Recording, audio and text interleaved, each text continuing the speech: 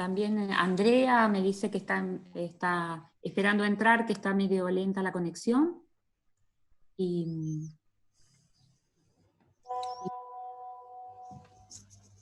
en este entorno un poco más amigable, a ver si podemos...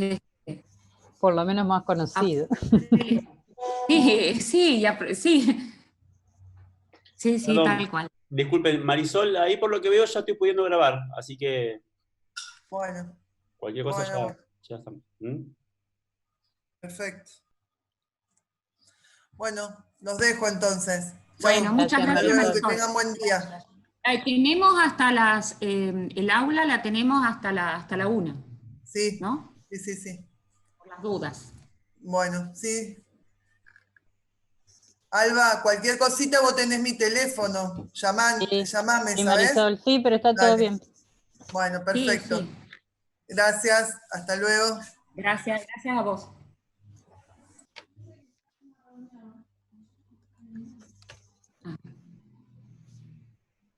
Ahí Bueno, admití a, sí. supongo que es Paula. Hola Patri, buen día a todos. Hola, buen día, Lucía, ¿cómo andás? Hola, bien, hola Alba, Paco, Cristian. Hola, Lucía. Buenos días. Bueno, y unos cuantos más. y Y unos cuantos más, sí. Por Sí, suerte. sí. Bueno. Sí, me contaba Julio que se habían anotado unos 4 más en esta segunda tanda, y bueno, o sea que si los de la primera tanda permanecen y aparte se suman, a pesar de todo. Excelente. Sí. Bueno. No sé qué estará pasando con Enrique.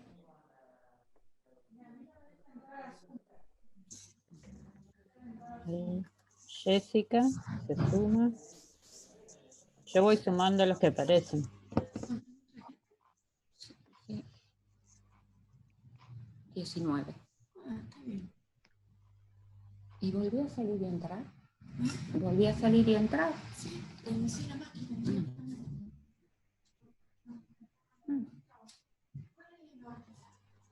Bueno, a ver, la idea, a ver acá que tenemos. Hola a todos, bueno, el Pato, bien, buen día a todos. Yo diría que, no sé, esperamos que ingrese Enrique y bueno, lo primero que vamos a hacer hoy, diría que sí, tanto Paco como Lucía quieren hacer una línea de lo que dijeron en la sesión pasada, por ahí estaría bueno como para un poco actualizar el tema y ya arrancaríamos con la exposición de Fan Urmera. Pero esperemos, a ver, Bueno, esperemos un par de minutitos para Dale, que a ver me parece bien. Sí, si vamos a aparece esperar. Enrique Y si se bueno, suman si algunos más. aparece, arrancaríamos Paco, Lucía, con sí, un breve comentario, una frase, un poco de qué es lo que hablaron, y bueno, como para introducir lo que sigue. Patricia, ya que estamos, les hago un breve comentario. La mayoría de ustedes están matriculadas en el aula virtual, que es a donde tenían que ingresar para el encuentro anterior. Está disponible allí lo que se pudo grabar del encuentro anterior. Por todos los problemas técnicos que tuvimos no se pudo grabar todo el encuentro, pero está en varias partecitas subido en ese entorno, así que cuando quieran ingresar lo pueden consultar allí. Ah, buenísimo. Bueno, después lo vamos a mirar. Bien.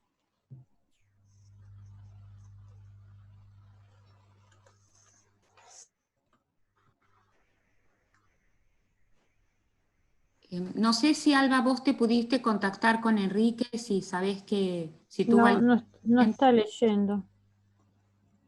Le mandé yo. Capaz que no tenga internet, Patri.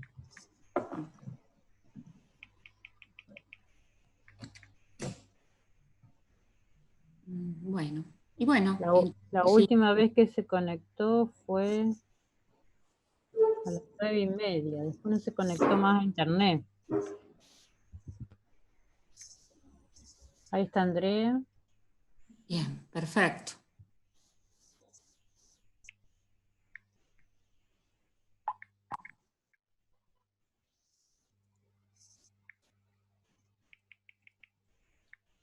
Bueno.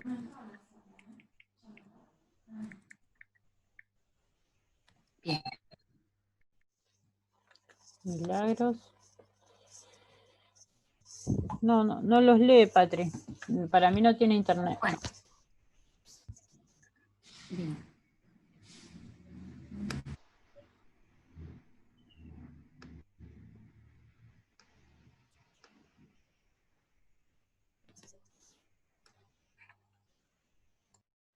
Bueno, y bueno, entonces arranquemos, si les parece bien. Hay un eco por ahí. Y bueno, arranquemos en honor a los que fueron puntuales y están acá. Entonces, buenos días a todos y a todas. Arrancamos con este encuentro en el marco de la Cátedra Martí, que denominamos la fuerza de los paisajes cotidianos. Un poco lo fundamentábamos desde este enfoque territorial ambiental, que considera la multidimensionalidad del desarrollo sustentable, pero con énfasis en lo que aporta la cultura. Y que bueno, desde ese espacio pretendemos abrir este debate y este encuentro. Un poco, bueno, el concepto de paisaje no lo voy a trabajar acá, ya lo trabajaron los expositores y después lo vamos a retomar en los casos. ¿Cómo arrancamos? En la reunión pasada, Enrique Miura, como director del programa Ambiente y Sociedad, director de proyectos de investigación y de extensión, un poco hizo la apertura y el encuadre de cómo estamos desde la Universidad Nacional del Litoral trabajando esta idea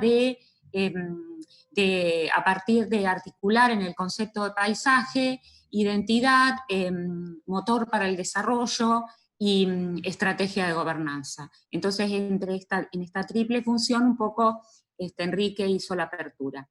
Y a continuación, Francisco Javier Cárdenas Mungía expuso sobre paisaje inductor de identidad, confort y comunidad, Colima, Comala y Suchitlán, México. Si querés, Francisco, hacer un breve comentario o sea, un breve resumen sobre lo que expusiste, que ya por otro lado está a disposición de los participantes en el aula. Sí, con todo gusto. Bueno, muy brevemente, ya lo comentabas, Patrick. Hablé un poquito sobre estos conceptos que están implícitos en mi exposición, en mi presentación.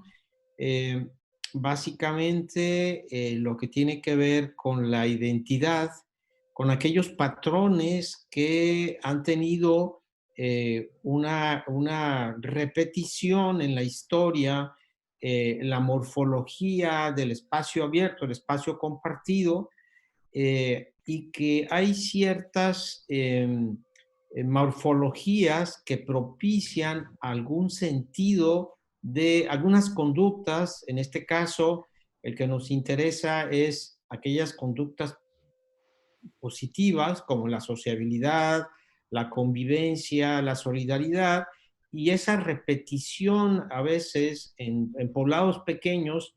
Hice un análisis de poblaciones pequeñas en el occidente de México, básicamente Colima, Comala y Suchitlán, unas poblaciones que todavía tienen un legado en sus patrones. La gente los ha adoptado los ha apropiado.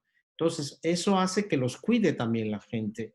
Entonces, hay una serie de cosas que se dan incluso Uno de ellos, que es Comala, es un pueblo mágico, que es un caso de estudio muy interesante porque ha habido todo un acompañamiento de personajes como hablaba yo de un pintor que, Alejandro Rangel Hidalgo, y acompañado por otros personajes como un arquitecto que hizo una remodelación, que creó la Escuela de Arquitectura, el arquitecto Gonzalo Villa Chávez, y este acompañamiento de cultura en sus espacios abiertos. Incluso hay un parque, por ejemplo, a la llegada de Comala, que es con esculturas de alta calidad. De hecho, se considera Colima como de la primera ciudad en México con más esculturas de calidad en los espacios abiertos de todo México. Entonces, esta parte también de que la academia se ha encargado un poco de impulsar esto, ¿no?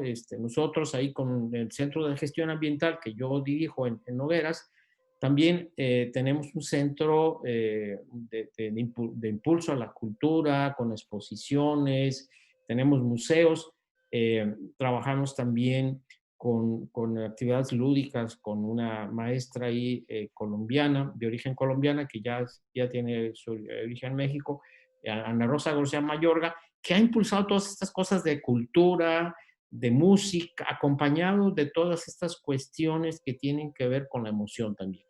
Y finalmente, aterrizo en la parte de la espiritualidad del paisaje, ¿no?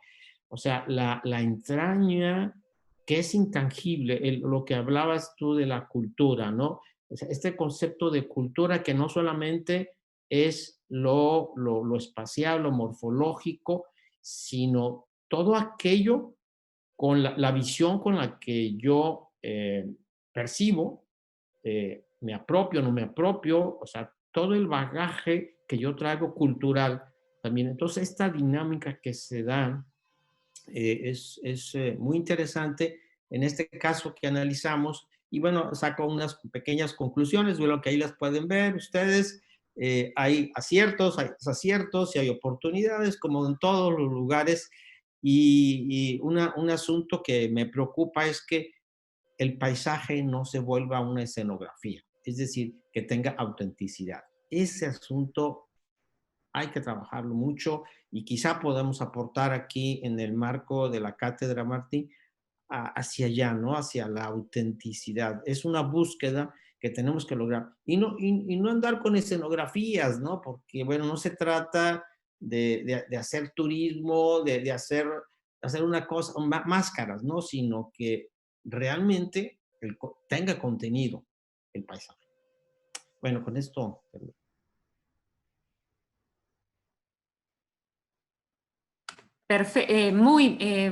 La verdad, Paco, con lo que resumiste hoy, es como que le diste una nueva vuelta a la presentación.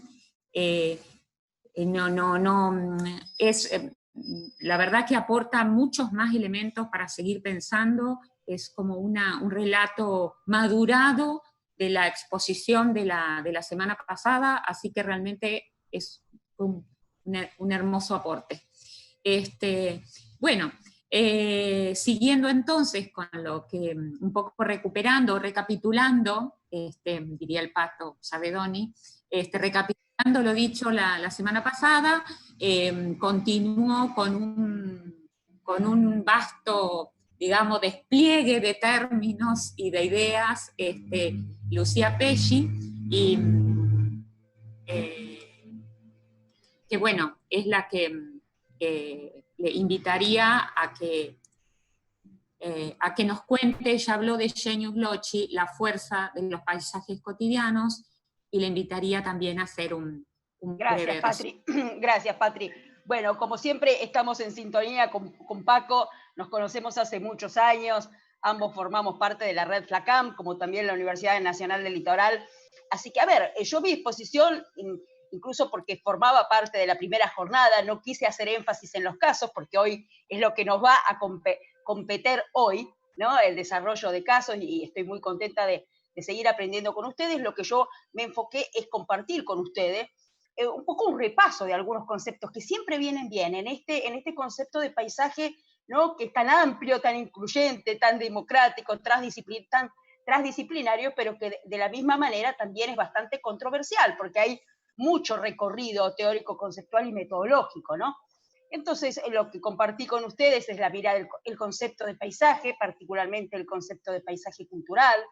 También desarrollé como mirada integradora, por supuesto, desde siempre. Reflexioné también un poco sobre esta dimensión de los paisajes culturales en ámbitos urbanos, que son todo un desafío. También un poco diferenciar o esclarecer lo que es todo el concepto de paisaje, de patrimonio, paisaje, esta vinculación inescindible, ¿no? Entre patrimonio, paisaje y, por supuesto, sustentabilidad, que creo que es nuestra meta, ¿no? Es el concepto subyacente, pero que es imprescindible ponerlo sobre la mesa, ¿no? Creo que todos lo tenemos como premisa esencial, pero esta cosa de poner sobre la mesa que siempre hacemos con FLACAM, quizás la diferencia entre sostenibilidad y sustentabilidad, o que estamos, ¿no? Como dice Paco, ¿no? Esos paisajes tienen que tener autenticidad, y si tienen que tener autenticidad, él está hablando de sustentabilidad en el sentido más amplio del término, y por eso también está absolutamente relacionado con el concepto de genius loci, que yo también justamente incorporé, porque me parece que es fundamental la noción de carácter del paisaje, ¿no? El reconocimiento. Entonces ahí aparece el concepto de la importancia de la lectura del paisaje para reconocer su carácter, su genius loci, el espíritu del lugar. ¿Pero para qué? Leer, para conocer, comprender en toda la profundidad que tiene, para saber cómo reproyectarlo a futuro. Y en esa reproyectación aparece fuertemente el concepto de sustentabilidad. Bueno, y en la última parte, dado también el título de este encuentro, me pareció también imprescindible, de alguna manera, diferenciar toda la trayectoria tan importante que tiene la UNESCO en la temática del patrimonio y del paisaje y de los paisajes culturales, y poner quizás en debate este concepto o este enfoque de los paisajes cotidianos, u otros le dicen ordinarios, a mí no me gusta mucho, de los paisajes cotidianos, que, vale decirlo, no tienen un reconocimiento legal hoy. Tienen un reconocimiento como patrimonio por todos y cada uno de nosotros, los que estamos aquí, y muchos en la cotidianeidad, pero no tienen un reconocimiento legal, y esto por la UNESCO o a nivel de nuestros respectivos países latinos. Y esto es un riesgo, ¿no? La otra vez por ahí esta frase no la dije con contundencia y la pongo aquí. Creo que el reconocimiento de los paisajes tiene que tener carácter vinculante con el ordenamiento territorial, con la planificación territorial. Ahí está la fuerza, también en su reconocimiento legal, para que tenga un carácter vinculante, o sea, que toda planificación u ordenamiento urbano territorial requiera de una mirada paisajística. Bueno, un poco esa fue mi provocación. Una vez más, un placer estar aquí con ustedes compartiendo, y ansiosa de escuchar los casos que seguramente van a ser muy enriquecedores. Nada más, Patri. Bueno, bien, Lucía, gracias.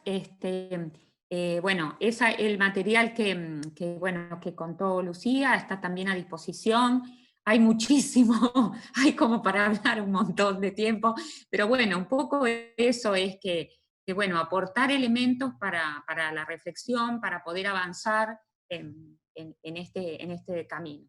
Y bueno, entonces sin más, seguiríamos con la presentación de Fanur Andrés Mera Herrera.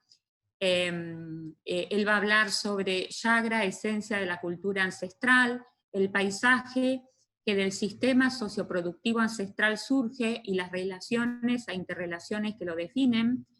Él es de San Juan de Pasto, Colombia, es ingeniero forestal, es magíster en desarrollo sustentable, formado en FLACAM, y de ahí, a partir de ahí, amigo y colega, ha trabajado en gestión del desarrollo, en gerencia ambiental, cambio climático, en el PNUD, ha sido asistente técnico y trabaja con comunidades agroforestales, y actualmente es consultor de la OIEA, de la FAO, perdón, en forestería comunitaria, Minambiente y para la Unión Europea.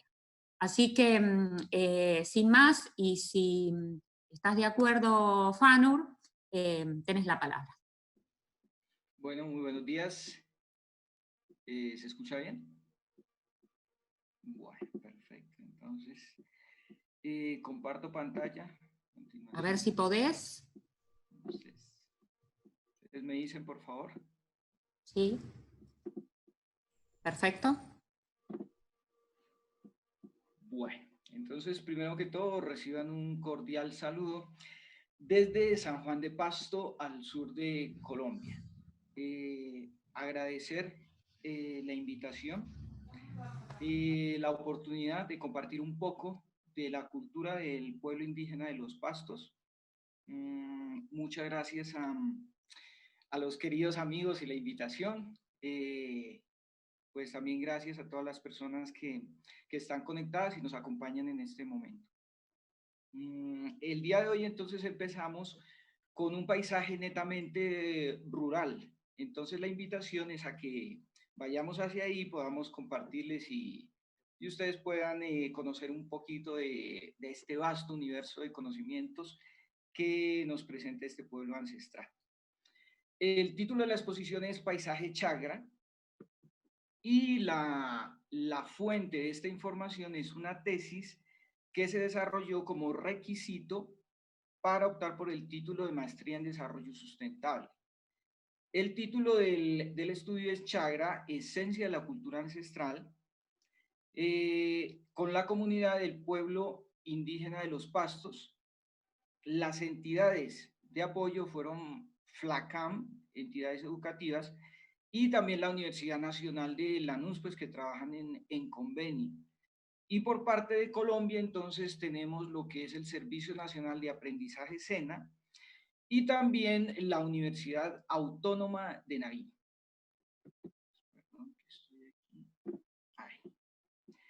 Esto se desarrolló en Colombia, en el departamento de Nariño y en el municipio de Tuquerres. La metodología que se utilizó para este trabajo es la metodología de FLACAM. El autor, quien les habla, Fanur Mera, y esto se desarrolló en 2015. Bueno, para contextualizar un poco lo que tiene que ver con lo que se va a tratar hoy, entonces iniciamos diciendo que vamos a compartir algunas nociones de paisaje respecto del pueblo indígena de los Pastos y su relación con la cultura hacia la producción de alimentos. Esto teniendo en cuenta las relaciones sociales, económicas y naturales del territorio.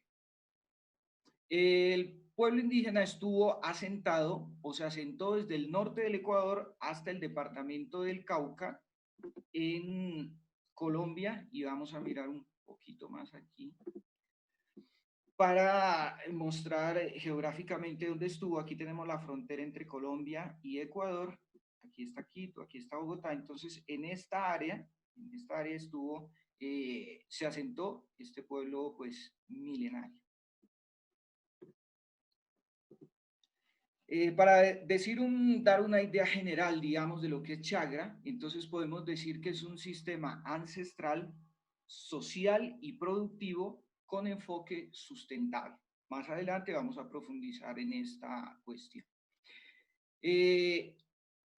Entre tantas posibilidades que nos presenta el paisaje, entonces podemos decir, y es el enfoque que damos en esta exposición, es que permite verificar gráficamente las acciones que las comunidades realizan en su territorio, como se ha venido diciendo, y los impactos ambientales presentes.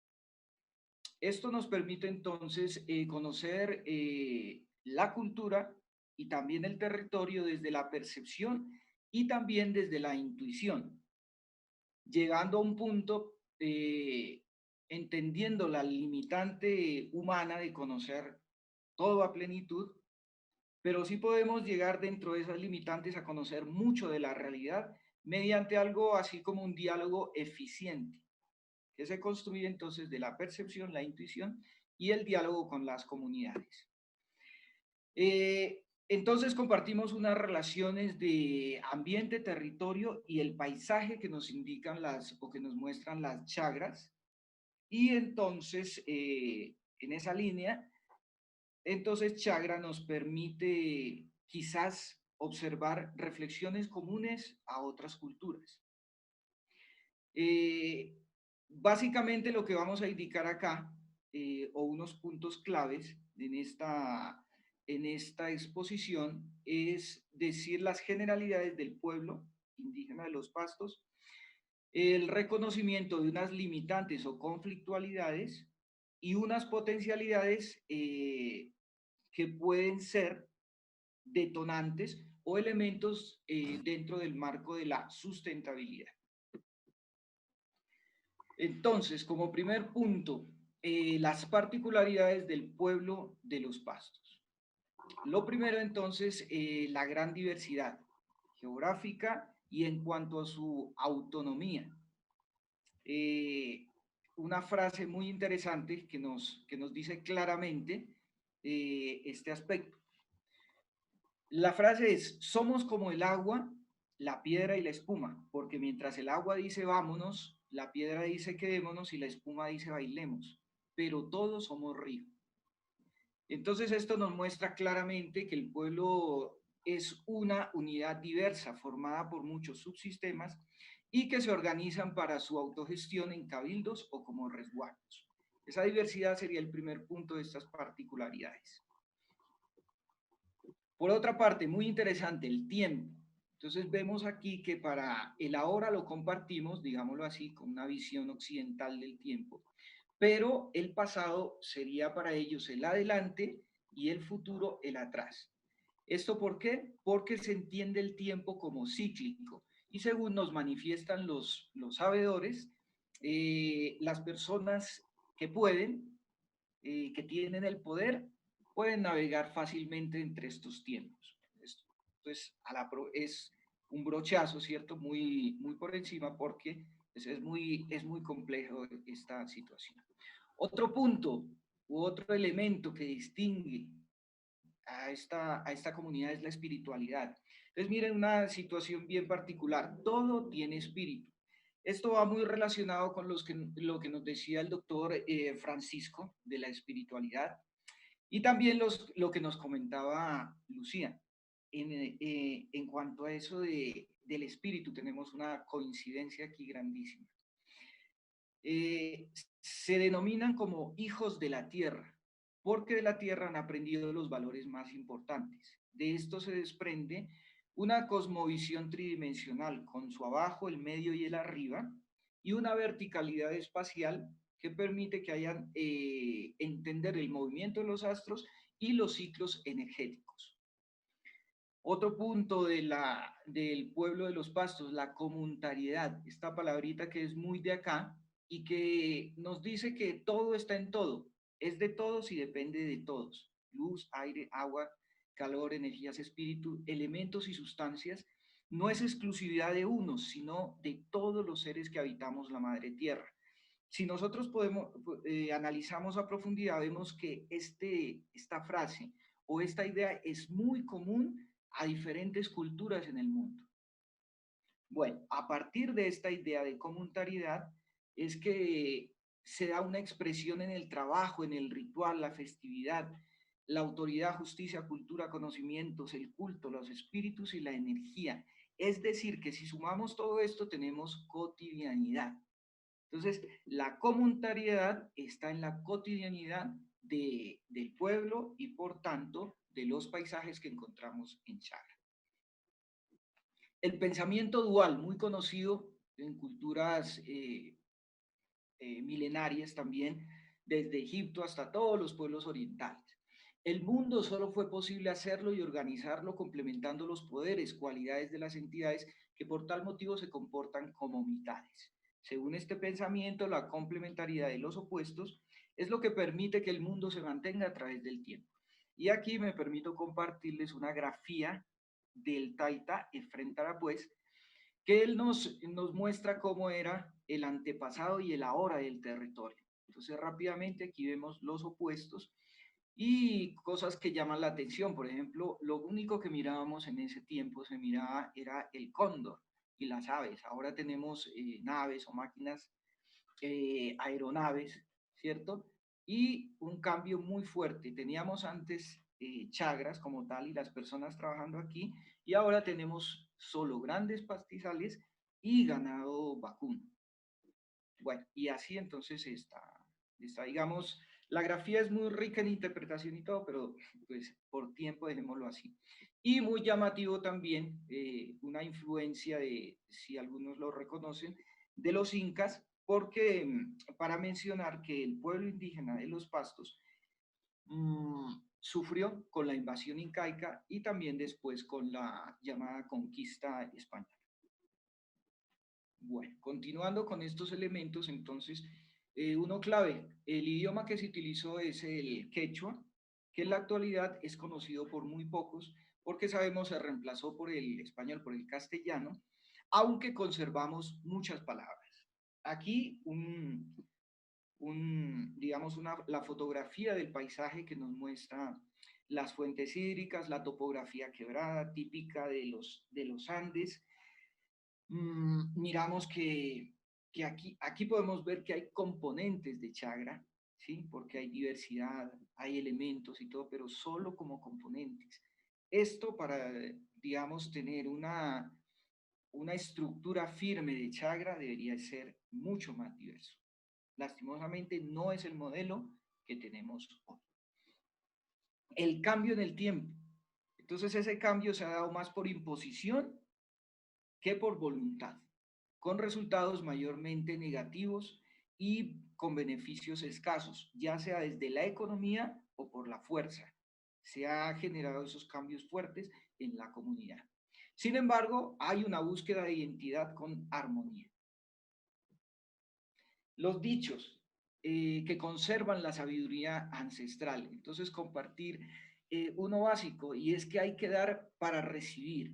Y en ese dar para recibir está la aplicación hacia la sociedad y la naturaleza. Dar y recibir es lo que el andino aprendió de la madre tierra, así que si recibo agua no puedo devolver fuego, si recibo aprecio no puedo devolver una ofensa, si recibo amor no puedo devolver odio. Manos que dan reciben, manos que siembran recogen. Entonces, no se puede esperar un fruto si no se ha sembrado, si no hubo trabajo ni esfuerzo.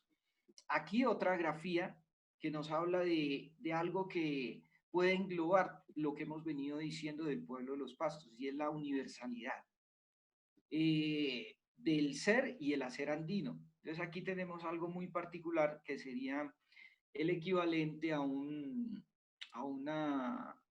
lo que nosotros tenemos en Flacam. Bueno, acá le llamamos esto se llama el churo cósmico. Churo es una espiral, ¿sí? Como la que tenemos en Flacam. Y entonces tiene una relación con todo el pensamiento del pueblo. Ahora, una vez mencionados estos puntos, estas generalidades del pueblo de los Pastos, hacemos una pequeña profundización en lo que es chagra. Entonces, miren, ellos lo describen como que es en chiquito lo que la naturaleza es en grande, que podría interpretarse como un recorte de la realidad. Es sustento de nuestro espíritu y pensamiento, cultura e identidad, en cuyo seno hacemos parte integral de todo junto con los demás seres y espíritus. Entonces, aquí podemos ver que hay unos componentes que se están integrando. Aquí miramos algo como más caótico, que en realidad no es un caos, ¿cierto? Y aquí algunos elementos. Pero no podemos caer en una ligereza mental de interpretar chagra en el sentido de una huerta. No, es una célula de concepción y transmisión del conocimiento y del pensamiento.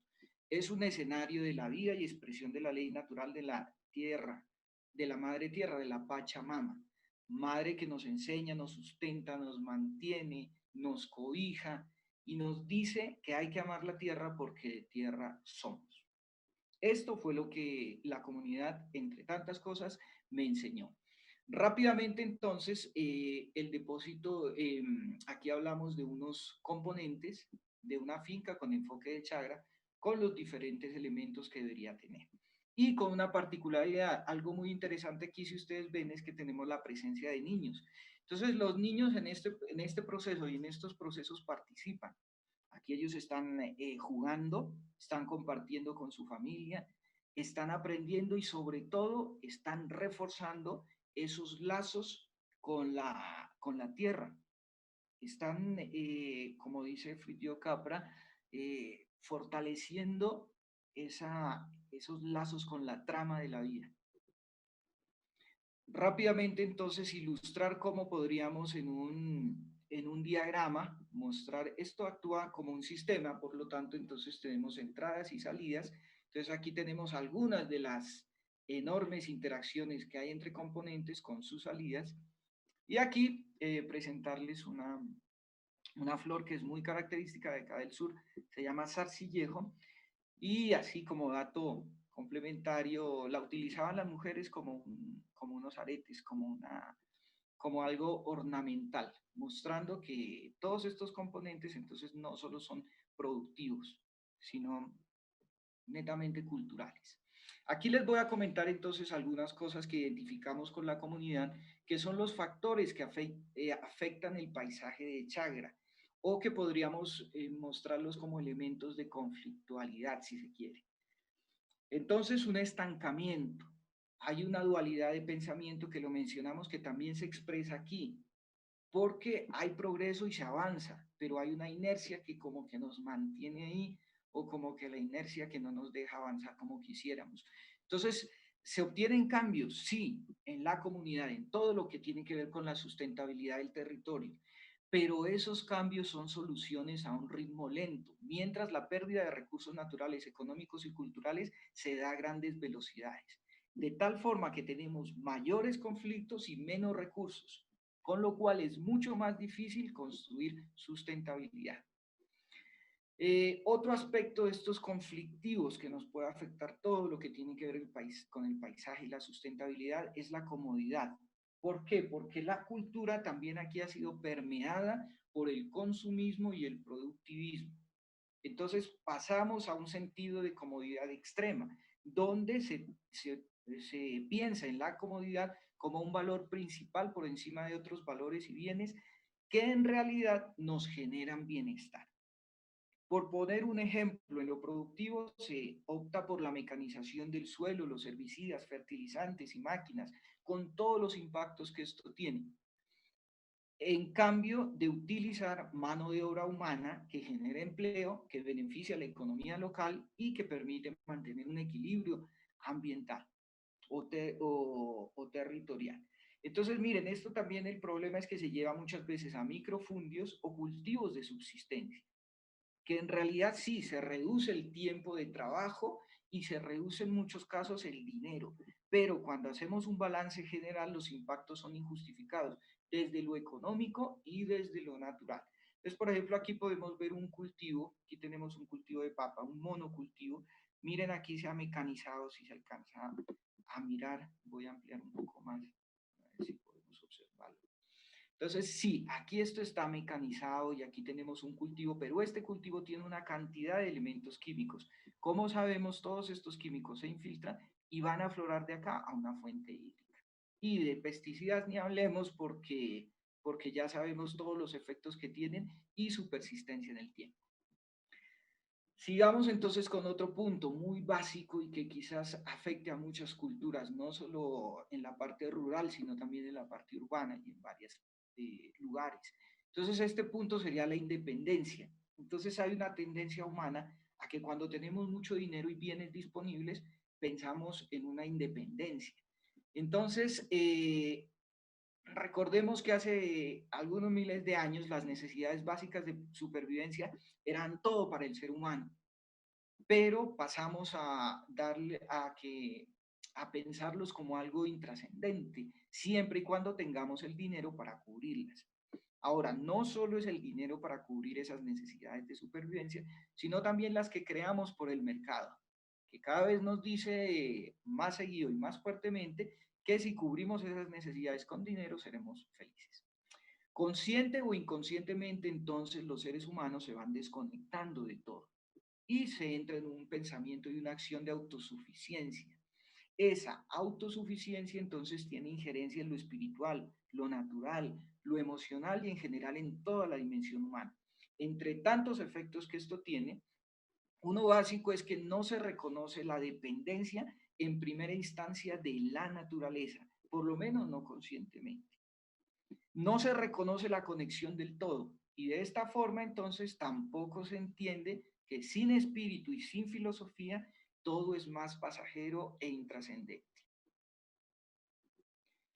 La pereza espiritual identificada netamente por la comunidad y compartida hacia nosotros. Se entiende esta pereza espiritual como un adormecimiento interior hacia la vida en asincronía con los seres, la naturaleza, los espíritus, por desidia, desesperanza y conformismo. Desde aquí empezamos a hablar entonces de unos elementos que nos pueden servir para cambiar esta situación, aportar a la sustentabilidad del territorio. Entonces el equilibrio territorial entendido como esa armonía de interrelaciones que parten desde el individuo consigo mismo, su espiritualidad, la familia, la comunidad y la naturaleza, basado en el deseo de ser y no solo de tener. Tampoco es el extremo del ser y tener, no, solo, digamos, tiene que ver con eso, no solo tener. Para pasar de lo trascendental a lo sagrado y poder constituir una economía benigna, un sistema en el que se pueda progresar.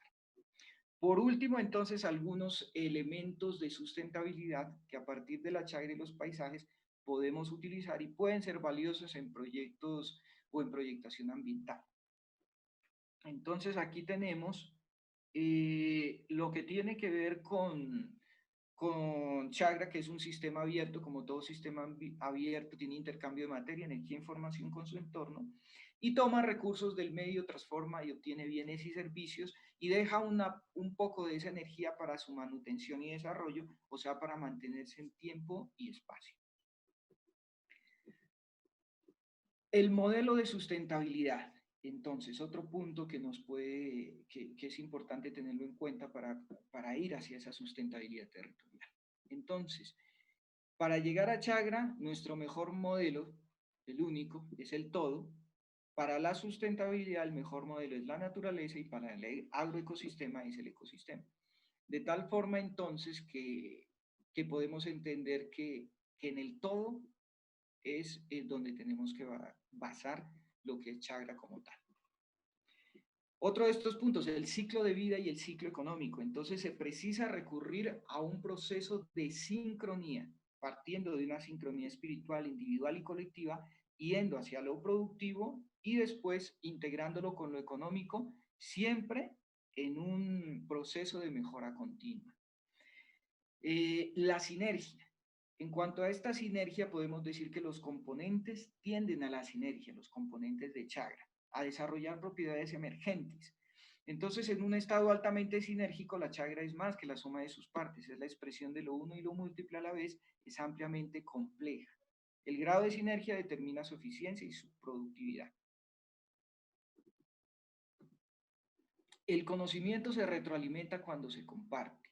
Entonces, este elemento también pudimos verificarlo. En ese espacio cultural productivo hay intercambio de conocimientos, niños, niñas, mujeres, hombres, jóvenes y personas mayores.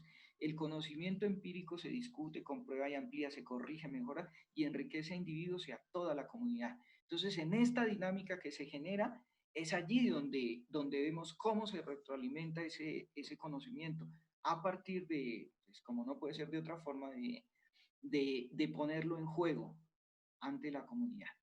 Los saberes relacionales también definidos aquí. Entonces, todo responde a tiempos y ciclos. Las plantas se cultivan de acuerdo a su tiempo y utilidad.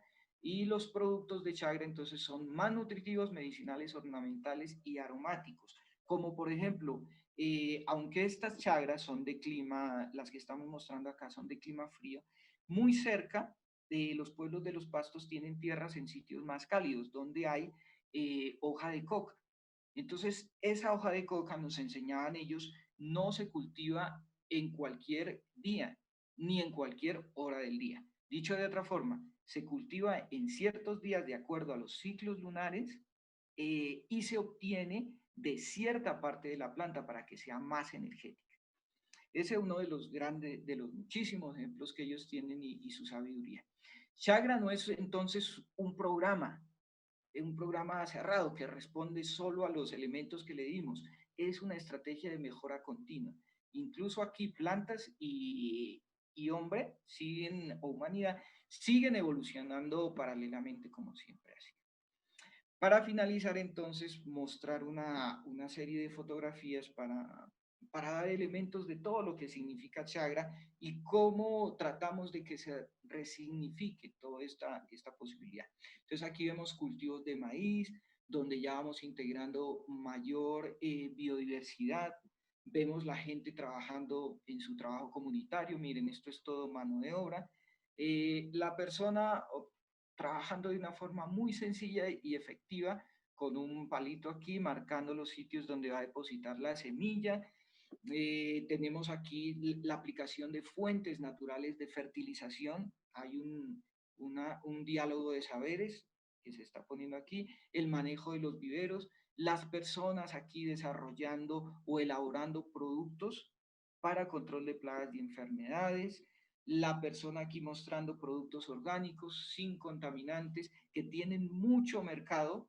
Tuvimos una TIR, así para comentar, es extenso el estudio, pero la TIR dio positiva, más del 30% para estos productos orgánicos.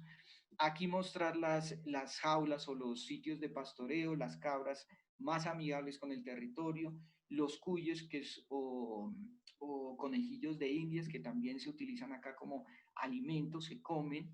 Y por una parte tenemos en la orina de estos animalitos un herbicida de excelente calidad, también su estiércol es abono, obtenemos carne, en fin. Y por último aquí la comunidad pues caminando hacia lo que es la Chagra. Entonces esto sería mi parte. Muchísimas gracias por la atención y aquí quedamos pendientes para observaciones, preguntas o lo que ustedes consideren. Gracias.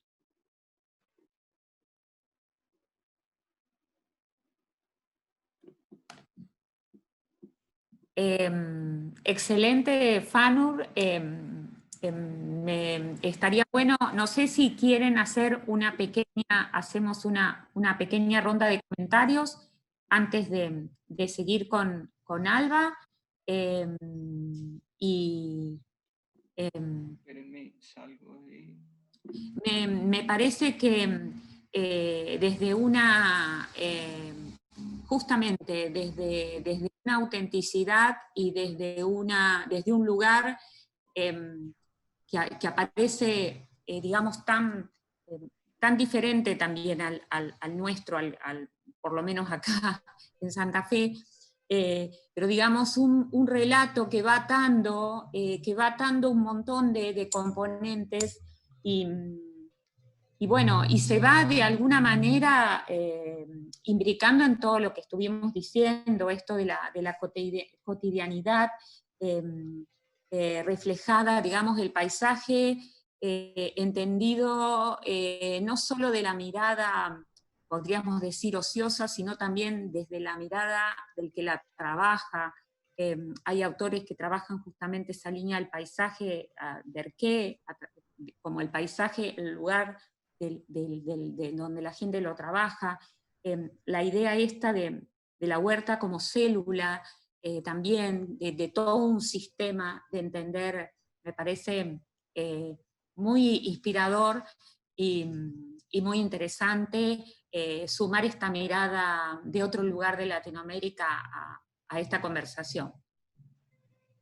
No sé si... Bueno, nada, yo quiero una vez, nada, recién lo compartí en el grupo, nada, no, vale decirlo como coordinadora académica y vicepresidenta ejecutiva de FLACAM, no puedo dejar de felicitar a Fanur, te agradezco, Patricia, también por haber invitado, no solo a Fanur, por supuesto, que además es un gran profesional, sino también de poner un proyecto flacaniano, también lo son los de ustedes, por supuesto, los Guardianes del Río y tantos otros proyectos que ustedes como sede, ¿no?, de FLACAM están haciendo, pero particularmente quiero felicitar a Fanur porque, bueno, un poco pone sobre la mesa, hola Enrique, ahí lo veo Enrique, pone sobre la mesa también el aprendizaje en nuestra maestría en desarrollo sustentable, así que es precioso, necesario, y felicitaciones Fanur por ese proyecto que además contiene todo el espíritu, la metodología, el enfoque flacaniano también. Y además, cabe destacarlo, esto no solo se trata de un proyecto académico, sino fundamentalmente de una provocación que hacemos en nuestra maestría a través del proyecto como proceso de enseñanza-aprendizaje, pero para una gestión y implementación concreta, una transformación, como siempre decimos, benéfica de la realidad. Así que nada, precioso proyecto, gracias. Lo conocía en el documento de tesis, pero no te había escuchado, no había tenido la ocasión de escucharte presentándolo, así que también, nada, aplaudo esta ocasión de poder hacerlo. Acá consulta Julia, que justamente sé que está preocupada y ocupada en el ordenamiento territorial y en estos instrumentos, pregunta a Fanur si a nivel de ordenamiento territorial existe alguna legislación que trate estos territorios de una manera diferencial al resto de los territorios rurales. Bueno, sí. Con respecto a esta pregunta, el marco de referencia de acá son los POT o planes de ordenamiento territorial, que también aplican en la parte rural. Y con base en esto se estructura todo. Ellos son los pueblos indígenas, son autónomos en la forma como utilizan sus recursos. Sin embargo, hay unas claras condiciones económicas que hacen que la comunidad no pueda tener dicha autonomía como tal, ¿sí? Entonces, en ese sentido, decir el marco de referencia general y normativo es el plan de ordenamiento territorial con todos los, digamos, los elementos que contiene de acuerdo a la ley, ¿sí? Respetando una autonomía, pero que se encuentra con el conflicto en las cuestiones económicas. No sé si se entienda o puedo ampliar. Julia, ¿querés hacer algún comentario? Bueno, no, veo que tenés silenciado. Pero bueno, me parece que esto es justamente uno de los desafíos, el tema del ordenamiento territorial, también lo dijo Lucía, que justamente, o sea, poder traducir digamos, estos valores y estas riquezas a instrumentos concretos, me parece que es lo que a todos nos está preocupando y sí. Y un poco lo que me pareció sumamente interesante y por ahí lo que quería que me lo respondió Fanur es justamente ver los conflictos a nivel territorial o estas cuestiones de independencia en el funcionamiento, por ejemplo a nivel económico, porque por ahí vemos digamos, las cuestiones más no sé si decirlo fáciles o más lindas a nivel visual o cultural, pero también sabemos que en todas estas cuestiones existen conflictos. Entonces, en esa cuestión por ahí venía la pregunta, ahondar en esa cuestión. Sí, no sé, Fanur, si querés hacer otro comentario más, o si no, podemos quizá avanzar en el caso quizá de Alba, que nos va a contar sobre un caso argentino, y bueno, y a lo mejor a la luz de los diferentes casos podemos avanzar un poco más en esa dirección, que sí, me parece realmente relevante. Entonces, si no es que Fanu se nos va a ir, se nos va a quedar para hacer comentarios e integrarse a la conversación, como todos los presentes, que por supuesto la idea es que esto sea una conversación. Seguimos entonces con la presentación de Alba Imhoff.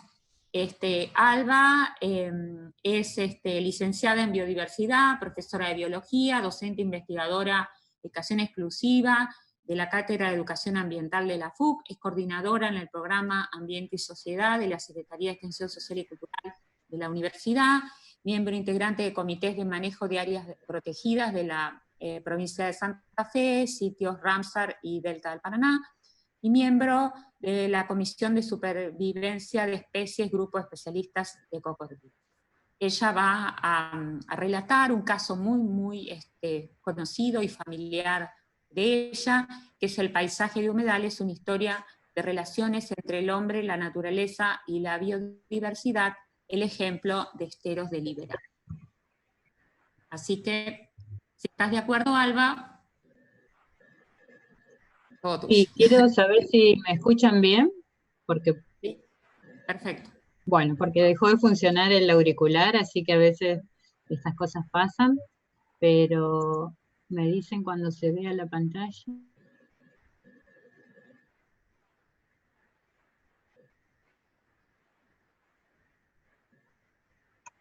¿Se ve, Patri? Aún no. Acaban quedando en el chat algunas preguntas para Fanur, que después las podemos, las pueden ir contestando en el chat o las vamos trabajando después para todos cuando termine Alba. Así que dale, Alba, se ve perfectamente. Bueno, en realidad no me gusta mucho la virtualidad, porque si los pudiera ver a todos, ni siquiera cuando hago una presentación puedo ver todas las caras. Preguntaría quiénes conocen los esteros de Iberá. Sé que hay mucha gente que conoce, pero bueno, es importante a veces saber eso, porque cuando Patricia me planteó esto de los paisajes cotidianos, también me quedé pensando que lo cotidiano es diferente para muchos de nosotros. O sea, por ejemplo, lo cotidiano es la naturaleza, eso me resulta a mí lo cotidiano, y enseguida pensé en traerles algunos ejemplos de humedales, porque es básicamente el lugar donde yo estoy, donde me gusta estar, donde convivo, y lo cotidiano, por ejemplo, para mí son los cocodrilos, cosa que es bastante, digamos, extraño para mucha gente, pero eso también es importante, y así como para mí a veces eso es lo cotidiano cuando yo pienso en esa palabra, muchas veces para los pobladores locales lo cotidiano es algo que no se nos ocurre a nosotros que es lo cotidiano. Entonces tuve que elegir entre varios humedales en los que he estado trabajado. Pensé primero en Jaucanigas porque estaba en la provincia de Santa Fe, pero finalmente después de dar mucha vuelta, y porque no sé si todos conocen, y no sé si todos conocen la mirada, digamos, del otro lado de la fauna de Iberá como sistema. Acá les puse el título, que Iberá significa en lengua guaraní aguas brillantes. Si se fijan, gran parte de los nombres, de los paisajes relacionados con humedales en nuestra zona tienen que ver siempre o con la lengua guaraní o con el agua. Porque, por ejemplo, Jaucanigas, que era la otra idea que se me ocurrió para compartirles, es gente del agua, ¿sí? Y en este caso Iberá es agua brillante. O sea que también lo cotidiano, si uno está en una zona como la nuestra, es el agua. O sea, eso forma parte también inescindible de lo que pensamos.